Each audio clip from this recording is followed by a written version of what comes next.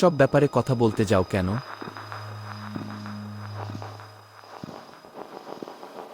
চুপ করে থাকতে পারো না?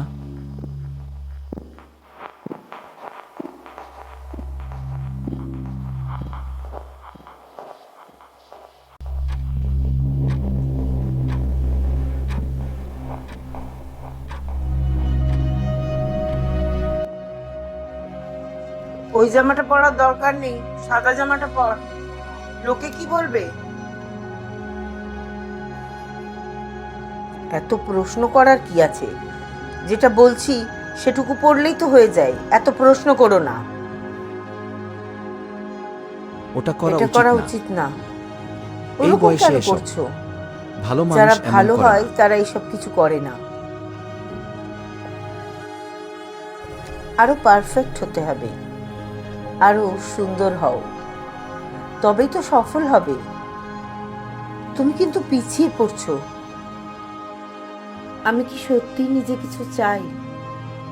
আমি কি কখনো নিজের কথা শুনতে পারবো? এত মানুষের এত কথা শুনতে শুনতে আমরা একসময় নিজের আওয়াজটাই, নিজের ইচ্ছেটাই ভুলে যাই। অনেক মানুষের সঙ্গেই এমনটা হয়ে থাকে। সাইকোলজি থেকে বলে লার্ন কন্ডিশনিং। ছোটবেলা থেকে বিভিন্ন অথরিটি ভয়েস, বাবা মা শিক্ষক আমাদের ডিসিশন নেওয়ার ক্ষমতাকে প্রভাবিত করতে থাকে।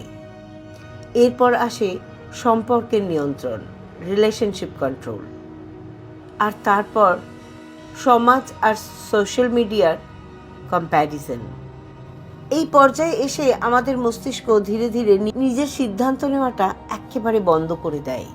ফল হিসেবে তৈরি হয় আমাদের সেলফ ডাউট, নিজেকে নিয়ে সন্দেহ করা, আত্মবিশ্বাস কমে যাওয়া, সিদ্ধান্ত নেওয়ার ক্ষমতা হারিয়ে ফেলা, এমনকি অনেক সময় নিজের আসল ইচ্ছেটাও বুঝতে পারে না মানুষ।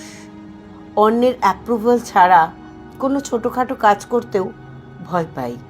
সবার এই সব কথাকে বন্ধ করতে যাওয়ার পেছনে সময় নষ্ট করার দরকার নেই। শুধু একটা প্রশ্ন বারবার নিজেকে করো, আমি আসলে কি চাই? ছোট ছোট সিদ্ধান্তগুলো নিজে নিতে শুরু করো। নিজের সঙ্গে একটু সময় কাটাও প্রতিদিন।